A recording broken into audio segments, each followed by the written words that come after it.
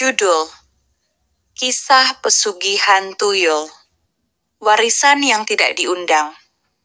Kisah wanita remaja bernama Evie menjadi pewaris rumah mendiang ayahnya. Setelah ia menempati rumah tersebut, keganjalan-ganjalan mulai terjadi. Jutaan uang tiba-tiba ada di meja, mainan anak di mana-mana, sampai jejak kaki kecil mengotori rumahnya. Akhirnya Evie menyadari bahwa ia tidak hanya sebagai pewaris rumah, tapi juga perjanjian gaib mendiang ayah. Assalamualaikum warahmatullahi wabarakatuh. Om Swastiastu. Rahayu. Sebelum kisah ini dibacakan, kami ingatkan kembali bahwa kami tidak memaksa kalian untuk percaya kisah ini. Tapi kami akan sangat senang jika kalian ikut berpendapat dan menulis hikmah di balik kisah ini di kolom komentar, agar kita semua dapat saling belajar untuk lebih baik lagi. Jangan lupa dukung terus channel ini dengan klik like dan subscribe, agar kami lebih semangat lagi untuk membagikan kisah-kisah horor lainnya. Selamat mendengarkan. Ambil hikmahnya, nikmati horornya.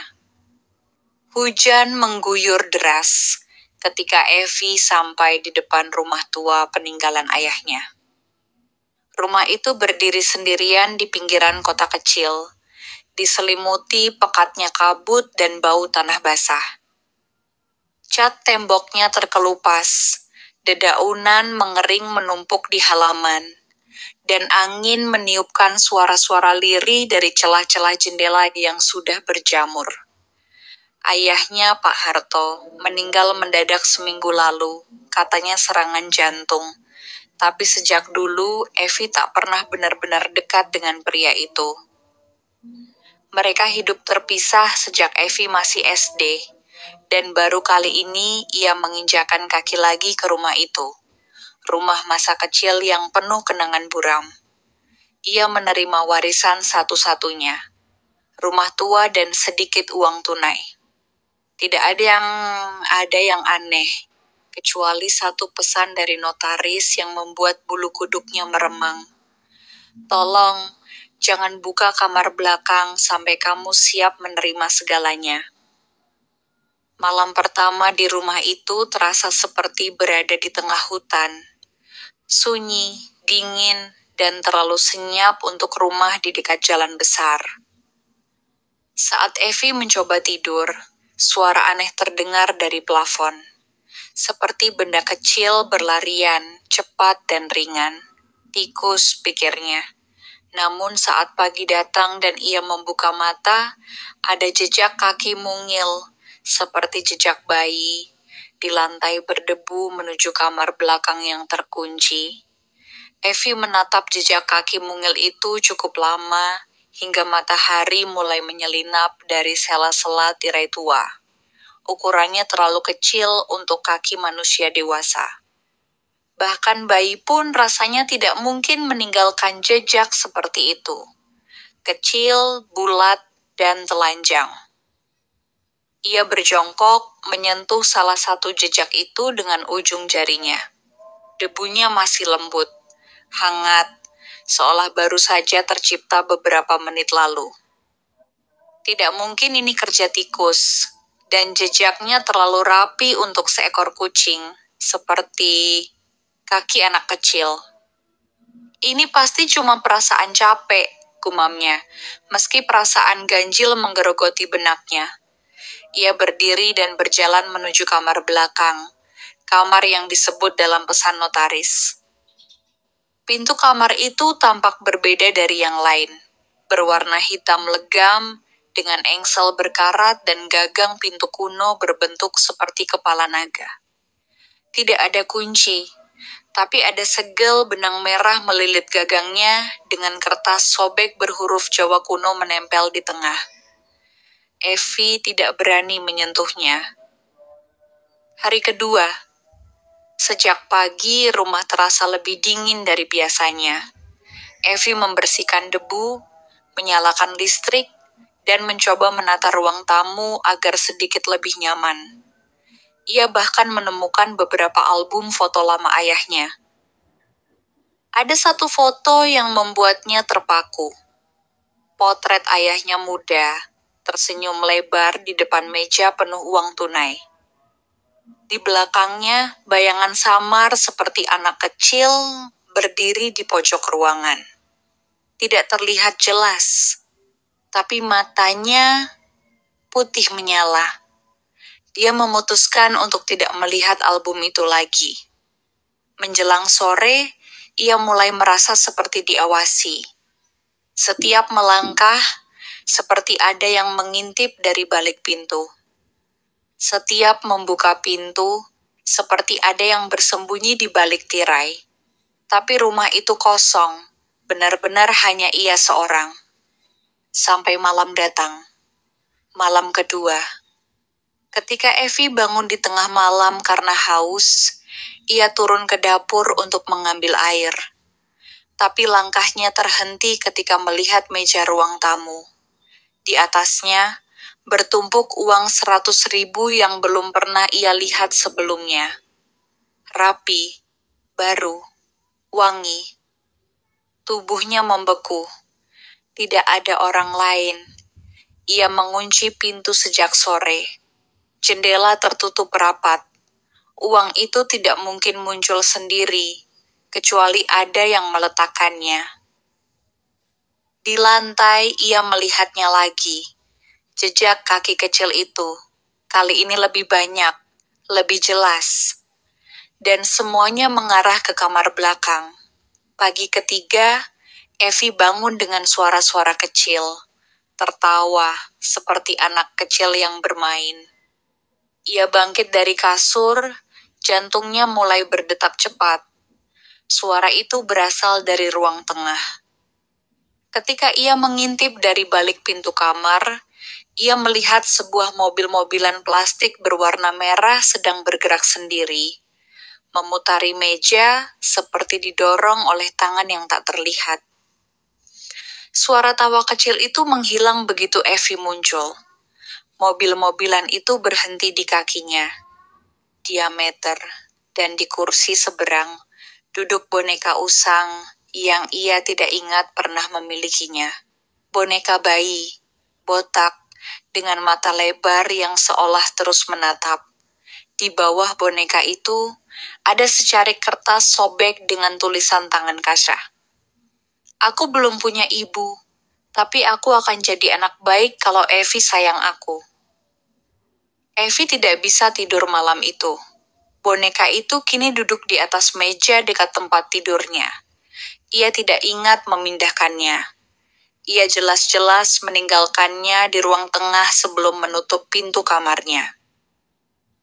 Tapi sekarang, ia ada di sana, menatap, tersenyum dengan mulut robek seperti dicabik, dan mata itu kaca tapi terasa hidup. Evi menarik selimut hingga ke dagu, tapi suara tawa itu kembali terdengar. Lembut, terputus-putus. Lalu suara seperti kuku menggores lantai kayu, perlahan, mendekat, mengelilingi tempat tidurnya. Tap, tap, tap. Ia memejamkan mata. Tap, tap, sret, sret, cekikik. Tiba-tiba, seluruh lampu padam. Gelap gulita. Di dalam kegelapan, suara napas kecil terdengar sangat dekat. Lalu sesuatu menyentuh kakinya, kecil, dingin, merayap seperti tangan mungil. Evi menjerit dan menyalakan senter ponselnya. Cahaya itu menangkap bayangan sosok kecil telanjang berlari ke bawah ranjang. Ia tidak sempat melihat jelas. Tapi ia tahu itu bukan tikus, bukan juga anak manusia. Setelah malam yang nyaris membuatnya gila, Evi memutuskan mencari tahu. Ia pergi ke rumah tetangga terdekat, seorang wanita tua yang dulu sering dipanggilnya Buning. Wanita itu terkejut melihat Evi kembali ke rumah ayahnya. Kamu tidur di situ sendirian? Iya, kenapa? Buning menggigit bibir. Ayahmu pernah melakukan sesuatu yang besar, tapi tidak gratis. Evi menunjukkan foto lama ayahnya dengan bayangan aneh di belakang. Buning langsung menunduk. Itu bukan bayangan, itu tuyulnya. Ayahmu ikut pesugihan sejak kamu masih bayi. Dia bilang demi kamu bisa sekolah, bisa hidup layak. Tapi dia bohong. Dia cuma mau kekayaan. Dan setiap tahun, dia memberi tumbal kecil untuk tuyul itu. Evi terdiam. Tumbal shock. Apa maksudnya? Mainan, benda-benda anak, kadang rambut bayi dari klinik.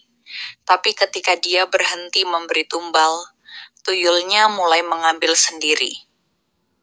Malam keempat, Evi sudah lelah. Boneka itu kini selalu berada di manapun ia duduk.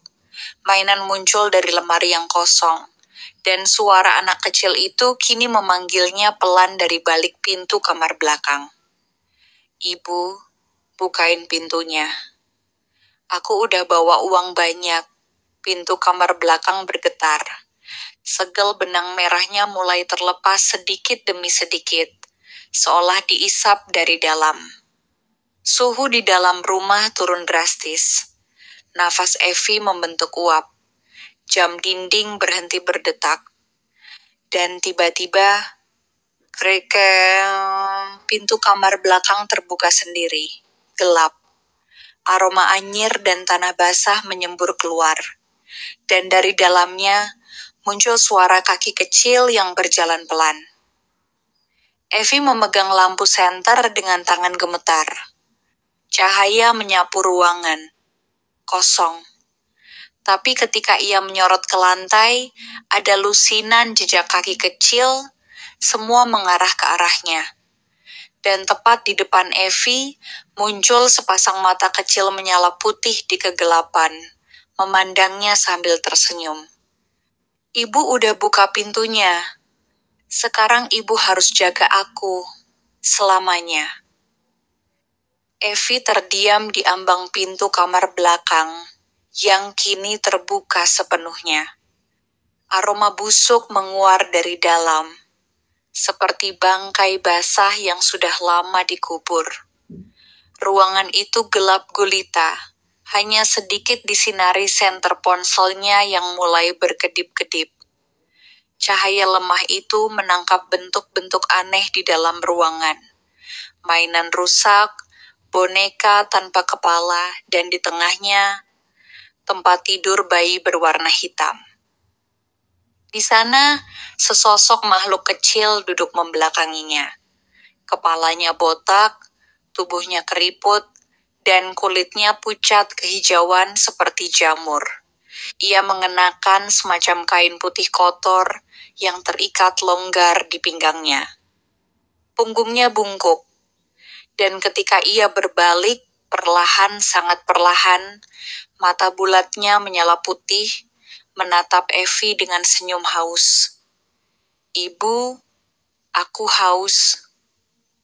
Tiba-tiba, tubuh Evi lunglai. Sesuatu menekan dadanya. Bukan fisik, tapi semacam ikatan tak kasat mata yang mengikatnya dari dalam.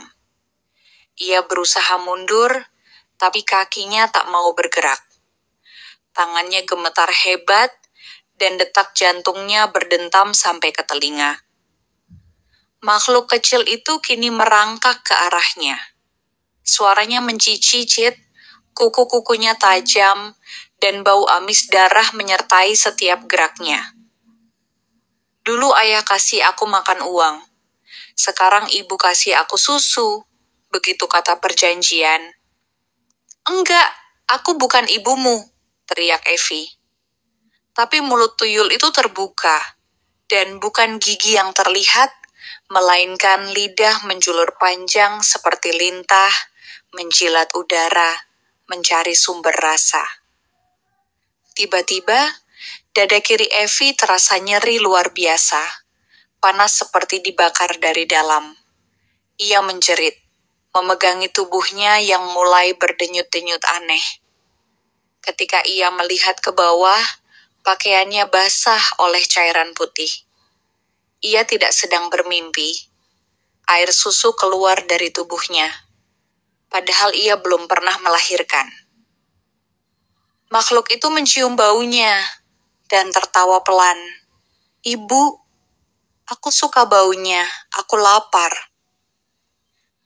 Lalu dengan kecepatan luar biasa, tuyul itu melompat ke arahnya, menancapkan kukunya ke bahu Evi dan menarik tubuhnya ke lantai. Evi menjerit sekencang-kencangnya, tapi rumah itu menelan semua suara.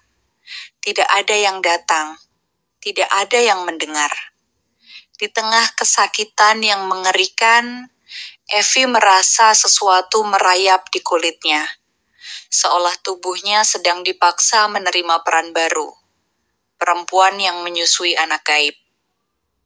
Makhluk itu menggeliat, mendekat ke dada Evi, menempelkan mulutnya dan mulai menghisap.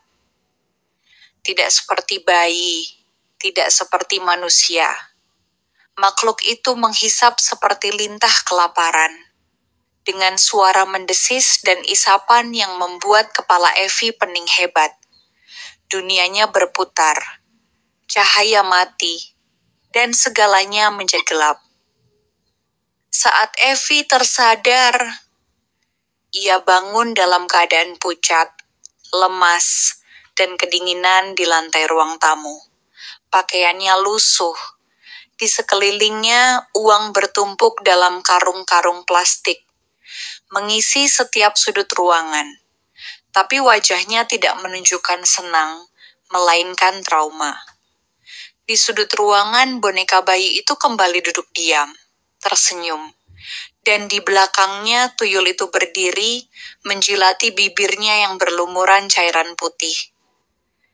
"Terima kasih, Ibu. Besok aku mau lagi ya. Kalau Ibu berhenti, aku sedot dari dada tetangga sebelah." Atau anak-anak kecil itu. Evi menatap mata tuyul itu. Dan untuk pertama kalinya ia tahu, ini bukan sekadar pesugihan. Ini perbudakan tubuh dan jiwa. Ia tak bisa pergi, tak bisa menolak, karena di mata makhluk itu, ia sudah menjadi ibu. Dan ibu tak boleh menolak anaknya, tidak pernah. Pagi hari, senja itu, langit muram seperti kain kafan.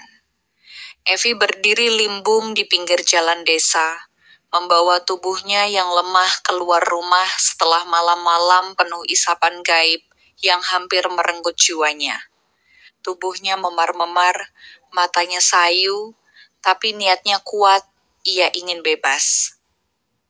Di ujung jalan, suara motor tua berhenti.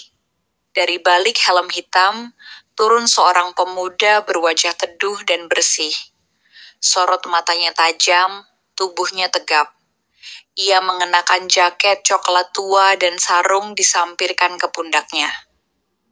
Nama pemuda itu Rafa, alumni pondok pesantren di Kediri, yang sedang pulang kampung menjenguk neneknya yang sakit. Saat Evi dan Rafa bertatapan, waktu terasa melambat.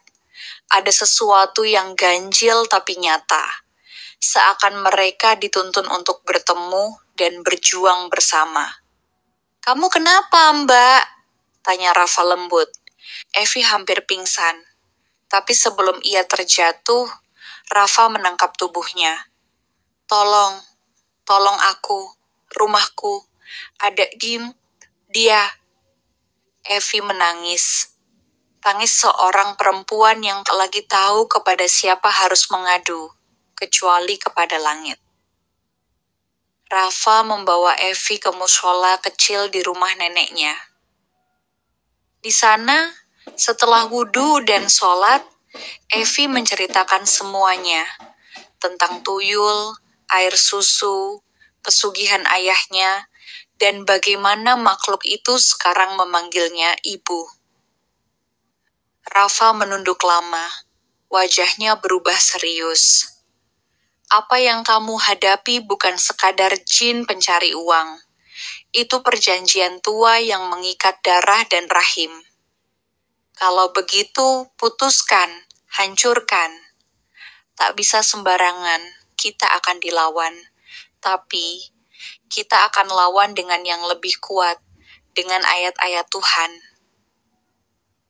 Malam itu, mereka kembali ke rumah Evi. Rafa membawa sebotol air doa dan mushaf Al-Quran. Ia memulai dengan azan, lalu menulis ayat kursi dengan tinta safron di setiap jendela dan pintu. Kalau ada yang mengetuk, jangan buk. Kalau ada yang memanggil, jangan jawab. Kalau kamu dengar suaraku berubah, jangan percaya.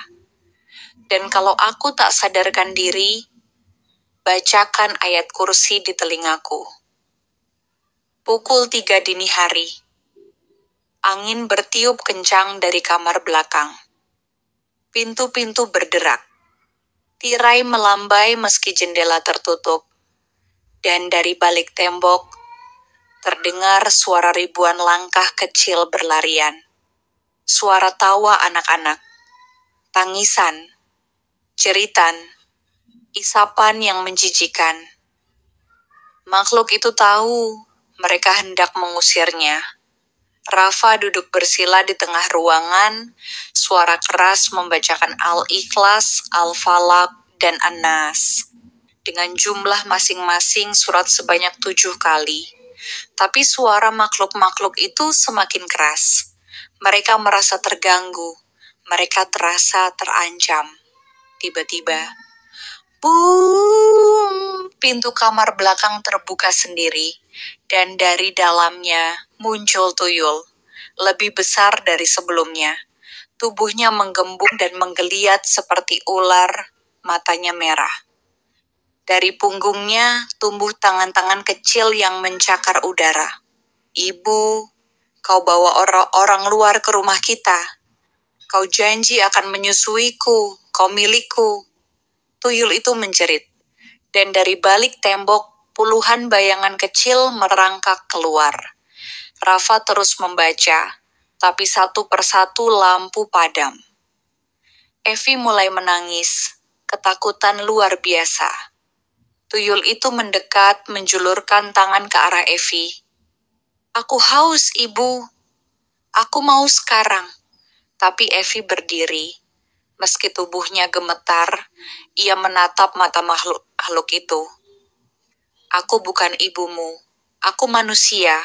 Aku bebas. Dan saat itu, Rafa memercikan air doa ke tubuh tuyul itu, membacakan ayat kursi keras-keras. Makhluk itu menjerit. Telinganya terbakar, kulitnya menghitam. Bayangan-bayangan kecil itu menggeliat, menjerit histeris, berhamburan ke dinding dan meleleh seperti lilin. Al-ikroha fiddin, qad tabayyana rusdu minal ghayyi. Tuyul itu melompat ke arah Rafa, tapi Rafa menahan dengan tangan terbuka, meneriakan Asmaul Husna satu persatu, dan dengan satu hentakan suara, Allahu Akbar. Tubuh tuyul itu terbakar dalam cahaya putih, meledak menjadi abu, lalu menghilang bersama tawa cekikikan yang melengking tinggi. Rumah itu tenang. Lampu menyala kembali, dan Evi jatuh berlutut, menangis, bebas. Pagi harinya, Evi duduk di teras rumah. Tidak ada jejak kaki kecil, tidak ada boneka, tidak ada air susu, hanya dirinya.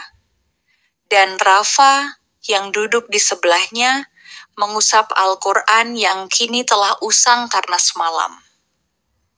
Setan kuat bukan karena tubuhnya, kata Rafa, tapi karena manusia yang lemah niatnya. Tapi kamu kuat, Evi. Mulai sekarang aku janji akan terus menjagamu. Evi hanya mampu menatap Rafa. Karena ia tahu dirinya telah dinodai oleh anak iblis, ia merasa tak pantas untuk mencintai Rafa. Evi tahu dirinya sangat beruntung. Pesugihan itu telah berakhir. tapi bekasnya akan selalu ada sebagai pengingat bahwa tidak ada harta yang gratis, dan cinta sejati bukan datang dari makhluk gaib, tapi dari keberanian manusia melawan kegelapan. Bagaimana pendapatmu tentang kisah ini?